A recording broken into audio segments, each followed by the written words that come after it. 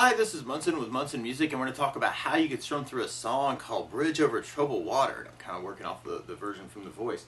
And we're going to start off on a G major chord. When we play G major, first finger goes to the A on the 2nd fret, second finger on the low E string on the 3rd fret, and third finger on the high E string on the 3rd fret. And if you strum all those together, that sounds a G major chord, and it sounds really, really happy. Now you may also want to think about putting the third finger on the B string 3rd fret, pinky on the high E string 3rd fret, and that's another way you could play your G major. And then from the G, we're going to be going to a C major chord. When we play C major, first finger goes to the B string on the 1st fret, second finger on the D string 2nd fret, third finger on the A string 3rd fret. And if you strum the A string to the high E string, that sounds a C major chord, and it sounds really happy. Now you may also want to think about using something called C major 9, where you do the first finger on the D string 2nd, second finger on the A string 3rd, third finger on the B string 3rd, and the pinky on the high E string 3rd. That's another way you can play your C major through the song too. And on the intro, actually, we're just kind of alternating between the G major and the C major. But you'll hear this cool little lick come in where you could kind of take the 4th fret on the G string and do a pull off to 2nd fret, and then do another pull off to open G. So it's almost like a double pull off lick, kind of 4, 2, 0 on the G string. So you could kind of start off with the G, and then that 4, 2, 0, C, G major, 4, 2, 0, C. It's kind of that intro part. Or a lot of times with a song like this, I like to add something called a strum pattern. And one of my favorite strum patterns for a 4/4 like this is down, down, up, up, down, up. So you took the G and just tried that a lot. You'd have down, down, up, down, up, down, down, up, down, up, down, down, up, down, up. So on that intro part, you may want to just kind of work that G to the C chord, C. Or you could do the G with kind of a down, down, up, and then throw in the lick, and then go to the C, down, up, down, up, G, down, up, 4, 2, 0, C, down, up, down, up. So we're going to play around with that. And then from there, we're going into kind of our first verse. And our first verse starts on the G major, and then we go to C major, and then back to G, and then a C, and then there's a quick hit to an F major chord. And then normally you do this as a 1st fret bar, second finger on the G string 2nd fret, third finger on the A string 3rd fret, and the pinky on the D string 3rd fret. And if you strum all those together, that sounds an F major chord, and it sounds really happy. Or you may want to use something called F major 7, where you do the first finger on the B string 1st fret, second finger on the G string 2nd fret, and third finger on the D string on the 3rd fret. And if you strum the D string to the high E string, that sounds an F major chord, and it sounds really, really happy. F major 7. So we kind of have the C, and then an F. C is kind of a push back to a G major chord. But then we go to an A minor chord, and we play A minor. Our first finger goes to the B string on the 1st fret, second finger on the D string 2nd fret, third finger on the G string 2nd fret. And if you strum all those together, that sounds an A minor chord, and it sounds really, really sad. And then from the A minor, at the end of the verse, we go back to G, and then C, and then G, and then C, and then we go to G, and then we kind of have this big push up to an A minor, G, to lead into our pre-chorus part. Now with the strum pattern through that part, the weird part is some of our chords kind of half, and some of our chord pushes actually you'd work as just downs. So on that second C we hit, we have C with the whole, or with a half of the strum pattern, and then hit F with a down, C with a down, and then have the G with the whole strum pattern, A minor with the whole strum pattern. But then you may want to take the G and the C at the end and kind of do a down, down, C on the up, down, so kind of try and half the strum pattern that way. And that can be kind of cool to go back to that G with the down, down, up, and then our A minor push, G push with the downs at the end. So we tried our verse with our strum pattern. We have G, down, down, up, C, down, up, G, down, up, C, down, up, F, C, G, down, up, A minor, down, up, G, down, C on the up, down, G on the down, C on the up, G, down, up, A minor, G, to lead into our pre-chorus part. And our pre-chorus starts on a D major chord. When we play D major, first finger goes to the G on the 2nd fret, second finger on the high E on the 2nd fret, and third finger on the B string 3rd fret. And if you strum the D string to the high E string, that sounds sounds a D major chord, and it sounds really, really happy. And then from the D, we'll be going to a D7 chord. We play D7. First finger goes to the B string on the first fret, second finger on the G string second fret, third finger on the high E second fret.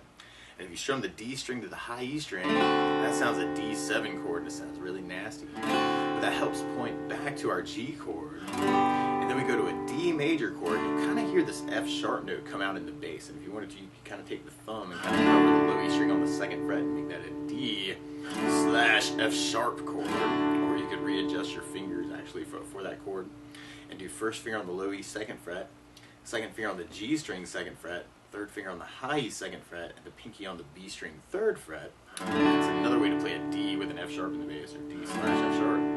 Or you could do a D sus/F sharp, where you do first finger on the low E second, second finger on the G string second, third finger on the B string third, and the pinky on the high E string third. And if you strum all those together, that sounds a D sus/F sharp. And then from the D, we're going to be going to a D minor chord when we play D minor. First finger goes to the high E on the first fret, second finger on the G string second fret, and third finger on the B string third fret. And if you strum the D string to the high E string, that sounds a D minor chord, and it sounds really sad. And from the D minor, we kind of have a push to an A minor and then a G, but you kind of hear the A string come out of that G chord. It's something called G/B if you strum the A string to the high E. And then we go to C major, and then from the C we go to an A major chord when we play A major. First finger goes to the D on the second fret, second finger on the G string second fret, third finger on the B string second fret. And if you strum all those together, that sounds an A major chord, and it sounds really happy. Now on that chord, you could kind of lift the second finger of that, which is a dangerous finger to lift, and make that an A7 chord, or you could readjust the fingers if you're not offended. And then from the A, we go back to our D major chord, and then our G major chord to kind of set up to go into our chorus part. So we tried our pre-chorus with our strum pattern. Actually, we got a couple of spots where we kind of end up with pushes with just downstrokes. But we'd have D, down, up, down, up, D7, down, up, G, down, up, D/F sharp, D minor, A minor, G, C, down, up, A, down, up, B, down, up, G, down, up. And then from there, we'll be going into our chorus part. Now on our chorus starts on a C major chord, and then we go to a D major chord, and then we go to a G major chord, and then we go to an E minor chord when we play E minor. First finger goes to the A on the second fret, second finger on the D string second fret, and if you strum all those together, that sounds an E minor chord, and it sounds really sad. Now you may also want to take the third finger and kind of do that on the B string on the third fret, pinky on the high E third fret, and make that an E minor 7. That sounds really sad. And then from the E minor, we go back to A minor, and then we go to D, and then we kind of end with kind of an intro return, actually, kind of that G and C, G and C. So try our chorus with our strum pattern. We'd have to C, down, up, D, down, up, G, down, up, D minor, A minor, D, G, C, down, up, down. Or you can throw in that lick, G, 4-2-0, C. From there, they'll be going into our next verse.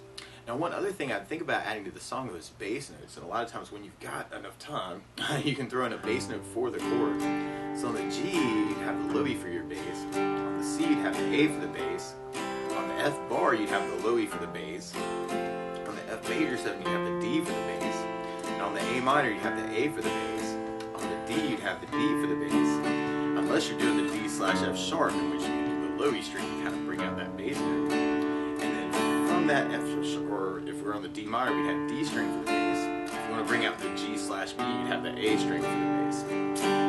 So if we tried our next verse with kind of a bass down, up, down, up, we'd have G with low E bass, down, up, down, C with an A bass, down, up, down, G with low E bass, down, up, down, C with an A bass, down, up, F, C, G with low E bass, down, up, down, A minor with an A bass, down, up, down, G with low E bass, down, C, up, down, G with low E bass, down, C, up, down, G with low E bass, down, up, A minor, G, to lead into our pre-chorus part. And if we tried our pre-chorus with basses, we'd have D with the D bass, down, up, down, D7 with the D bass, G with low E bass, D/F sharp, G minor, A minor, G, C with an A bass, A with an A bass, D with a D bass, G bass, down, up. And then from there, then we'll be going into our chorus. In chorus, where we start on the C, and then we go to D, and then we go to G, E minor. But then right after our A minor chord, we go to a B7 chord. We play B7. First finger goes to the D on the first fret, second finger on the A string, second fret, third finger on the G string, second fret, and the pinky on the high E on the second fret. And if you strum the A string to the high E string, that sounds a B7 chord that sounds really nasty. It's kind of supposed to.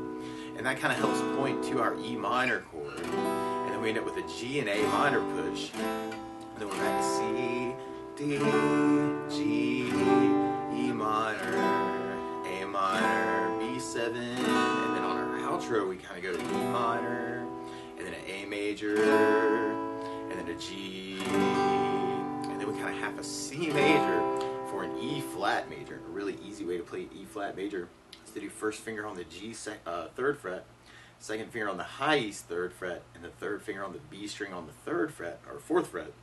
So it's a little D shape. It's moved over one fret. So now you got 3, 4, and 3. And if you kind of strum just the G, B, and E, it's a good way to kind of work E flat major. And then we go into a G major at the very end. So we tried that last chorus with basses. The weird part is the B7 is going to have an A string for the bass. So on that last chorus, we have C with an A bass, D bass, G with low E bass, C minor with low E bass, A minor with an A bass, B7 with an A bass, E minor, G, A minor, C with an A bass, D, G, E minor, A minor, B7, and then we'd be going into our outro part. So we tried our outro with basses. The weird part is the E flat actually, but you could kind of fade that on the G string for your bass on that chord. So you'd have E minor with low E bass, A with an A bass, G with low E bass, and then C with an A bass, E flat, G, kind of at the very end. But that's the basics of how you could strum through the Voices version of Bridge Over Troubled Water. So good luck!